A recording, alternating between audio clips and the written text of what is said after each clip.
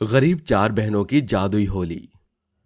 चारों छोटी बच्चियों के कपड़े बेहद पुराने थे, पर वो अपने मुंह से जादू निकाल कर किसी गरीब बच्चे को होली के दिन सोने की पिचकारी और गुलाल दे रही थी। आखिर वो बच्चियां ये जादू कैसे कर पा रही थी? जानने के लिए कहानी में कुछ समय पीछे चलते हैं, जहां मिर्जापुर गांव में होली आने के 1 महीने पहले ही हर गली मोहल्ले और दुकान पर विक्रेता रंग बिरंगे गुलाल, पिचकारी, होली से जुड़ा सामान बेचना शुरू कर देते हैं। उन्हें देखकर छोटे छोटे बच्चे पिचकारी लिए खेल रहे थे। उन्हें ऐसा खेलता हुआ देखकर चार छोटी बच्ची गरीब बहनें कहती हैं, दीदी दीदी, मुझे भी पिचकारी से खेलना है। ये सब तो होली के लिए अभी से ही सामान ले आए। मुझे भी पिचकारी और रंग चाहिए। छोटी, अभी से इतनी जिद नहीं करते, और वैसे भी होली आने में अभी बहुत समय है। दीदी, मैं इससे मांग कर देखूं? निशा निशा सुनो, जरा मुझे एक बार पिचकारी चलाने दो। नहीं नहीं, मैं तुम्हें कुछ भी नहीं दूंगी, भिखारी कहीं, गरीब हो तुम। तो चलो हटो मेरे सामने से।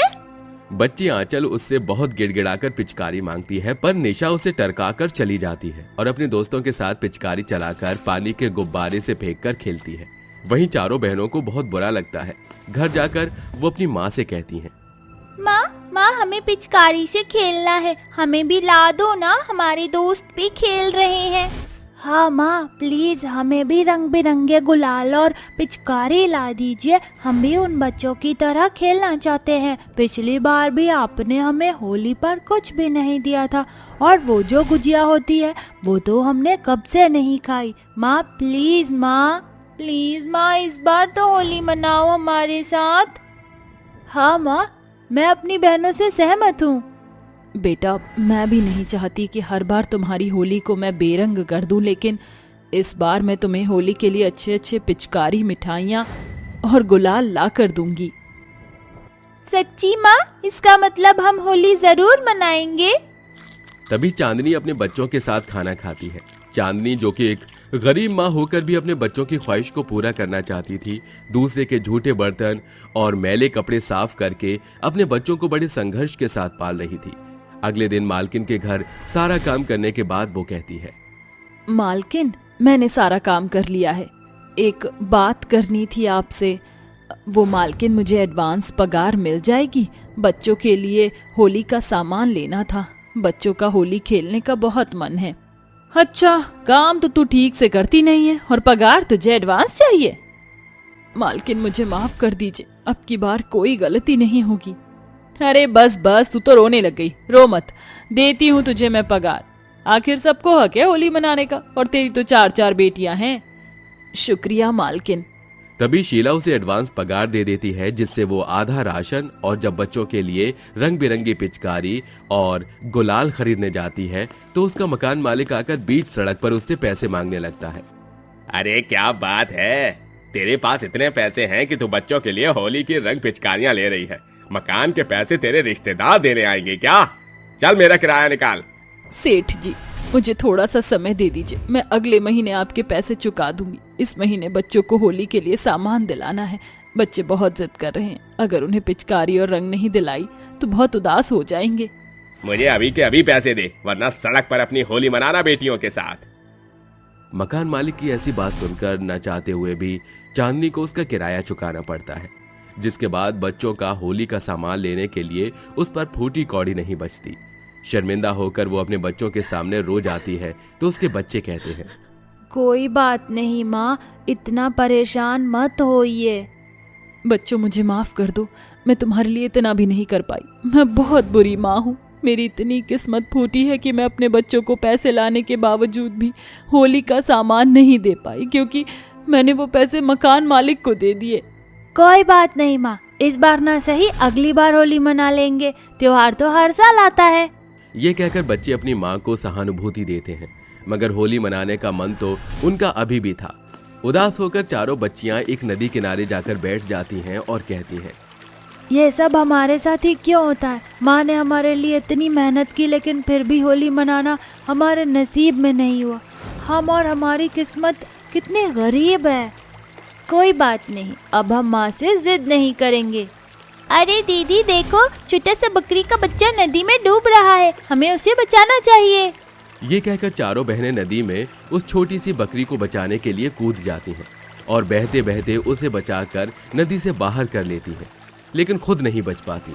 आगे झरना आ रहा था। अरे ये क्या, हम सब तो उस झरने में नीचे गिरने वाले हैं। हे भगवान, हमें बचा लो।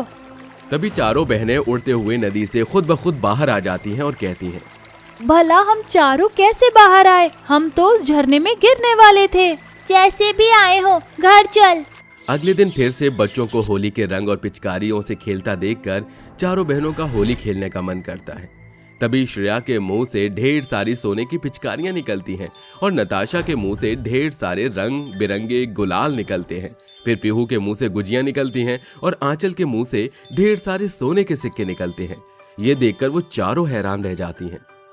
ये क्या दीदी, आप और हम सबके मुंह से कैसे निकला?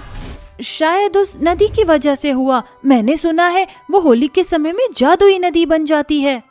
इसका मतलब हम होली बना सकते हैं और बाकी गरीब लोगों की मदद भी कर सकते हैं। चलो पहले गुजिया खाते हैं।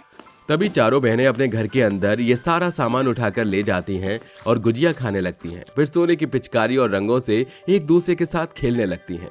उन्हें ऐसा खुश देखकर चांदनी कहती है, अरे बच्चों, तुम पर ये इतने सारे कलर, सोने की पिचकारी, गुजिया और सिक्के, ये सब कैसे आए? क्योंकि माँ, हम सब अब चारों जादुई बहनें बन गई हैं। हम कितना भी चाहे ये सब ला सकते हैं। देखोगे? हे जादू से गुजिया, बाहर आ जा। हे सोने की पिचकारियाँ, जरा माँ के सामने आओ। अब माँ मुझे देखना। हे जादुई सोने के सिक्के, माँ के सामने प्रकट हो। जादुई गुलाल, मुझे तुम्हारे साथ खेलना है, जरा प्रकट हो जाओ। तभी चारों ये बोलकर जब अपना मुंह खोलती हैं तो उनके मुंह से अपना अपना जादू निकल कर आता है। ये देखकर चांदनी हैरान हो जाती है और अपनी बेटियों को गले लगाकर कहती है, लगता है इस बार हम गरीबों की भी होली बन जाएगी। बच्चों, ये पिचकारी और गुलाल दूसरों को बांटना, क्योंकि बांटने से प्यार बढ़ता है। हाँ माँ, ये गुजिया आप सबको बांट दो। कुछ देर बाद सभी बच्चे उन पिचकारी और रंगों से खेलने लगते हैं। फिर सोने के सिक्कों को सुनार पर बेचकर बदले में आए पैसों से चांदनी घर के जरूरत का सामान, राशन और फ्रिज, अलमारी, टीवी ले आती है। 2 दिन बाद होली के दिन जादुई चारों बहनें कहती हैं, आज होली का दिन है, हमारे रंग खत्म हो गए, दोबारा से जादू करते हैं। जादुई सोने की पिचकारियों ढेर सारी आ जाओ। ढेर सारी गुजिया, तुम भी आ जाओ। बच्चों के ऐसा कहते ही चारों के मुंह से जादुई रोशनी में गुजिया, सोने की पिचकारी, गुलाल, सोने के सिक्के निकलने लगते हैं। तभी नताशा कहती है, हम पर होली का बहुत सारा सामान हो गया है, मैं इसे जरूरतमंद बच्चों को भी देना चाहिए। हाँ हाँ दीदी, हम मिलकर बांटकर होली मनाएंगे। ये कहकर चारों बच्चियां अपने जैसे बच्चों को होली से जुड़ा सारा सामान बांट देती हैं और उनके साथ खूब गुजिया खाकर होली खेलने लगती हैं। तभी रोशन कहता है, नताशा, श्रेया, तुम्हारा बहुत बहुत शुक्रिया कि तुमने हमें पिचकारी और रंग दिए, वरना इस बार हम भी होली नहीं मना पाते। ऐसे कैसे नहीं मना पाते? ये लो, बुरा न मानो, होली है। बच्चों को देख चांदनी भी अपनी पड़ोसन के साथ गुलाल लगाकर होली खेलकर उन्हें गुजिया खिलाती है। तभी पड़ोसन नीलम कहती है, तुम्हें होली का त्योहार मनाता हुआ देखकर मुझे बहुत खुशी हुई, वरना पिछली बार तो तुम पैसे की वजह से घर से निकल ही नहीं रही थी। बहन, भगवान के आगे किसकी मर्जी चल सकती है। इस बार मुझे और मेरे बच्चों को होली का त्योहार मनाना ही था। हैप्पी होली नीलम। तुझे भी हैप्पी होली। यह कहकर चांदनी उस पर पिचकारी की बौछार करती है। फिर अपने बच्चों के गुलाल लगाकर उनके साथ होली खेलती है। साथ ही गरीब लोगों की मदद भी करती है और कभी भी वो अपने बच्चों को उस जादू का गलत प्रयोग नहीं करने देती। वो सिर्फ जरूरत के लिए त्योहार पर ही उसका प्रयोग करते थे। सरोज की 2 संस्कारी बहू सुप्रिया और हेमा सर्वगुण संपन्न थी। वहीं उसकी 3 छोटी बहू मॉडर्न ख्यालों की थी। फैशनेबल बिगड़ी हुई बहू थी जो घर में छोटे कपड़े पहनती थी। ऐसे ही एक दिन 5 बहुएं रसोई में खाना बना रही थीं। तभी सास आकर कहती है, 5 बहुएं, जरा मेरी बात ध्यान से सुनो। घर पर तुम्हारे ससुर जी के कुछ दोस्त आने वाले हैं, तो उनके लिए अच्छा सा खाना बनाना। और तुम 3 मॉडल बहुएं साड़ी पहन लेना, नाक मत कटवा देना उनके सामने। माँ जी, आप तो जानती हैं ना, हम तीनों को खाना बनाना बिल्कुल भी नहीं आता, तो वो तो हम कर नहीं सकते। और रही बात कपड़ों की, तो आप हमें बार बार चेंज करने की कोशिश क्यों करती हैं? बिल्कुल माँ जी, आप हमसे साड़ी पहनने का दिखावा क्यों करवाना चाहती हैं? वी आर मॉडर्न बहुएं। दोनों जेठानी जी बिल्कुल ठीक कहती हैं। बिल्कुल ऐसा कीजिए माँ जी, आप अपनी दोनों संस्कारी बहू से ही सारी इच्छाएं पूरी करवाइए, हमसे नहीं। देवरानी जी, अगर आप माँ जी पापा जी की लाज रखने के लिए 10 मिनट के लिए साड़ी पहन लेंगी तो इसमें हर्ज ही क्या है। बाकी तो अपने मन की इच्छा ही करती हैं आप हमेशा। और वैसे भी तुम तीनों को तो ना सफाई करनी है ना खाना बनाना है, साड़ी पहनने में भी दिक्कत आ रही है।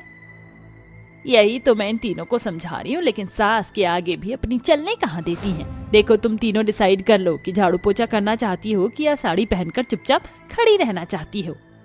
सास की काम करने की बात सुनकर तीनों मॉडर्न बहुएं घबरा जाती हैं और कहती हैं, ओके ओके, अब आप सब ज्यादा मत बोलिए, हम कर लेंगे इतना, है ना शिप्रा, कीर्ति? हाँ हाँ बिल्कुल। ये कहकर तीनों अपने कमरे में चली जाती हैं। अगले दिन जब ससुर कमलेश के दो दोस्त नरेंद्र और सुरेंद्र आते हैं तो पांचों बहू उनके सामने नाश्ता रखने के बाद पैर छूती हैं। तभी कीर्ति साड़ी में लड़खड़ाकर कहती है, माँ जी को पता है हमें साड़ी पहननी नहीं आती, ना इसमें चलना आता है, फिर भी जबरदस्ती पहनवा दिया। अब नाक नहीं कटेगी क्या उनकी? पता नहीं माँ जी समझती क्या है खुद को। अरे क्या हुआ बहू, क्या बड़बड़ा रही हो? आराम से चलकर आओ, कोई जल्दी नहीं है। जी अंकल जी, पापा जी आपके बचपन के दोस्त हैं ना? हाँ हाँ बेटा। और ये लो बेटा, होली के लिए कुछ तोहफे और गुलाल मिठाई वगैरह। आजा कमलेश, तेरे तो आज ही रंग लगा दूं। 4 दिन बाद अलग से आऊंगा, घुटनों में दर्द रहता है ना मेरा। हाँ समझ सकता हूँ तेरी परेशानी, मेरी भी तो घंटों कमर में दर्द रहता है। अरे शुक्रिया अंकल जी, इतने सारे तोहफे की क्या जरूरत थी। कोई बात नहीं बेटा, ये सब तुम बच्चों का ही है। ये कहकर कमलेश के दोनों दोस्त उसे गुलाल लगाकर चले जाते हैं। उनके जाने के बाद तीनों उन तोहफे में से स्प्रे कलर उठाकर ले लेते हैं और कहती हैं, देखो दीदी अब मैं क्या करती हूँ पापा जी के साथ। कमलेश चश्मा लगाए अखबार पढ़ रहा था कि कीर्ति बहू चुपके से उसके सफेद कुर्ते पर स्प्रे चलाकर पागल लिख देती है, जिसे देखकर तीनों बहुएं बहुत हंसती हैं। फिर सोती हुई सास की मूंछ बना देती हैं और कहती हैं, अरे वाह, हमारी माँ जी तो बिल्कुल पापा जी की तरह मुच्छर लग रही हैं। चलो हम जाकर होली खेलते हैं बाहर। ओफो, ये साड़ी बकवास है एक तो। ये कहकर तीनों मॉडर्न बहू बाहर आंगन में पेड़ पौधों को पानी दे रही थी कि तभी हेमा से पाइप छीनकर एक दूसरे पर पानी की बौछार मार रही थी। ये बल्ले बल्ले, होली है भाई, होली है, बुरा न मानो होली है। आज न छोड़ेंगे तुम्हें दम दमादम, दिल में है तूफान भरा दम दमादम। दीदी कैसा लगा पानी पानी होकर? अरे तुम पागल हो क्या? ये क्या कर रहे हो? भिगा दिया मुझे। परसों होली है, अभी क्यों गंद मचा रहे हो? हाँ तो क्या हुआ, सबसे पहले तो ये साड़ी उतार दो, बड़ा परेशान कर रही है। ये कहकर तीनों मॉडर्न बहुएं साड़ी उतारकर होली के कलर के साथ होली खेलने लगती हैं। तभी सुप्रिया आती है और उसे भी अपने रंग में रंग देती है और तेज वॉल्यूम पर गाने चलाकर नाचने लगती है। तुम तीनों पागल हो गई हो क्या? कोई लाज शर्म है कि नहीं? कैसे आधे कपड़ों में होली के रंगों के साथ नाच रही हो? आते जाते लोग तुम्हें देखते हुए जा रहे हैं, माँ जी पापा जी क्या समझेंगे? कुछ नहीं दीदी, आप फिक्र मत करिए। तभी उसके सास ससुर वहाँ आ जाते हैं। सास की मूंछ देखकर पांचों बहुएं जोर जोर से हंसने लगती हैं तो सरोज कहती है, ये क्या हो रहा है? क्यों इतना दांत फाड़ कर हंस रही हो तुम पांचों की पांचों? और ये पूरे में गंदा क्यों मचा दिया है? माँ जी आपकी मूंछ। अरे सरोज, तुम्हारी कब से मूंछें आने लगी? किसने की है ये शरारत? अरे बहुत अच्छी की है। क्या मूंछ? जरूर ही इन तीनों बहुओं का किया धरा होगा। खुद को भी तो देख लो, अपने कुर्ते पर पागल लिखवा रखा है। पापा जी, ईशा ये तुमने किया है ना? नहीं, कीर्ति ने। कैसे बच्चे हैं, ऐसी होती है बहू और सास की मूंछें, और मेरे कुर्ते पर पागल दिखती हैं। तभी तीनों मॉडर्न बहुएं हाथों में गुलाल लिए अपने सास ससुर को जगा देती हैं और ससुर की लुंगी भी खोल देती हैं। तभी वो अपनी लुंगी बचाकर कहता है, घोर कलयुग आ गया है, ऐसे लोगों को तो घर में लाना ही नहीं चाहिए था। लिहाज नाम की कोई चीज नहीं है। तुम तीनों बहुओं के दिमाग घुटने में चले गए हैं क्या, जो बच्चों की तरह नाच कूद रही हो? आज ही कैसे कपड़े पहने हैं आधे आधे, शर्म नहीं आती हमारे सामने? अरे मम्मी जी, पापा जी, बुरा ना मानो, होली है। और रही बात शर्म की, तो जिसने की शर्म उसके फूटे कर्म। चुपचाप अंदर चलो, बहुत होली खेल ली तुमने। और ये लो, कलाकारी की है ना पांचों, मिलकर साफ कर देना। सास की बात सुनकर 5 बहुएं उस आंगन की मिलकर सफाई कर देती हैं। 2 दिन बाद दोनों संस्कारी बहुएं मिलकर होली की सारी तैयारी कर लेती हैं। स्वादिष्ट व्यंजन, मिठाई, ठंडाई इत्यादि मिलकर मेहमानों के लिए बनाती हैं। वहीं तीनों मॉडर्न बहुएं डेनिम शॉर्ट ड्रेस पहने, चश्मा लगाए अपनी सास को गुलाल में रंग देती हैं और संस्कारी बहुओं के सिर पर गुलाल डाल देती हैं। और संस्कारी बहू के सिर पर गुलाल डालने के बाद अपने ससुर पर बाल्टी भरकर पानी फेंक देती हैं और बाहर लोगों के साथ होली खेलने लगती हैं और चिल्लाकर नाचते हुए कहती हैं, होली है भाई, होली है, बुरा न मानो, होली है। रामू काका रुकिए जरा, आपकी पीठ पर कुछ लगा है, जरा घूम जाइए, उधर देखिए। रामू काका उनकी बात सुनकर घूम जाता है, जिसके बाद वो मॉडर्न बहुएं उन पर पिचकारी से वार कर देती हैं। ये रामू काका भीग गए, रामू काका भीग गए। कैसी लगी रामू काका हमारी बलम पिचकारी आपको? अरे राम राम राम राम, अरे बच्चों ऐसे नहीं करना चाहिए तुम्हें, होली है ना, बहू होकर बच्चों वाली हरकतें। अरे ये क्या, छी छी छी छी छी छी छी, ये कैसे कपड़े पहने हैं। रामू काका, अभी आप हमें बच्चे कह रहे थे, अब आप हमें बहू बोल रहे हो। आप डिसाइड कर लीजिए हम क्या हैं। अरे रामू काका, आप यहाँ 1 मिनट आशीर्वाद तो दे दीजिए अपना। नमस्ते रामू काका। ये कहकर दोनों बहुएं उसके पैर छूती हैं। इसके बाद सभी लोग मिलकर एक दूसरे पर बाल्टी भर के पानी डालते हैं, पिचकारी और गुलाल से होली मनाते हैं। तभी कीर्ति कहती है, माँ जी, हम तीनों अपनी सहेली के घर उसे रंग लगाने जा रहे हैं, ठीक है, थोड़ी देर में आएंगे। अरे नहीं भाई, होली का माहौल बड़ा खराब होता है, ऐसे बाहर मत जाओ। और तुमने कपड़े भी ठीक से नहीं पहने, अपने पति को ले जाओ, अकेले मत जाओ। नहीं माँ जी, हम तो ऐसे ही जाएंगे, हम बच्चे नहीं हैं। तीनों मॉडर्न बहुएं सास को अनसुनी करके होली महोत्सव के पंडाल से बाहर आकर सड़कों पर जाती हैं, जहां थोड़ी दूर जाते ही उन्हें 2-3 लफंडर लड़के मिलते हैं, जो उन्हें छेड़ने लगते हैं और उन पर पानी के गुब्बारे मारकर कहते हैं, बलम पिचकारी बन के कहाँ जा रही हो? उप्स, माफ करना, गलती से आप पर गुब्बारा फेंक दिया। वो क्या है ना, बुरा न मानो, होली है। अरे जरा चिकनी चमेली की चिकनी टांगे तो देखो, क्या लेग पीस है तीनों की। ए तमीज में। तभी कीर्ति एक चांटा पहले वाले गुंडे को मारती है कि वो गुंडा उसके गुलाल लगाने जाता है। तभी एंड मौके पर संस्कारी दोनों बहू और सरोज आकर उन तीनों गुंडों को डंडे से मारने लगती हैं और कहती हैं, तेरी हिम्मत कैसे हुई मेरी बहू को रंग लगाने की? इनके ये हाथ तो हमें तोड़ने ही पड़ेंगे अब, छोड़ना मत बिल्कुल भी ना उन्हें। अरे अरे अरे अरे माफ कर दो, माफ कर दो। ये कहकर वो दोनों गुंडे वहां से भाग जाते हैं, जिसके बाद तीनों बहुएं आंसू बहाए सास और अपनी जेठानी के गले लगकर माफी मांगती हैं, जिसके बाद सब कुछ ठीक हो जाता है और वो मॉडर्न कपड़े पहनना छोड़ देती हैं।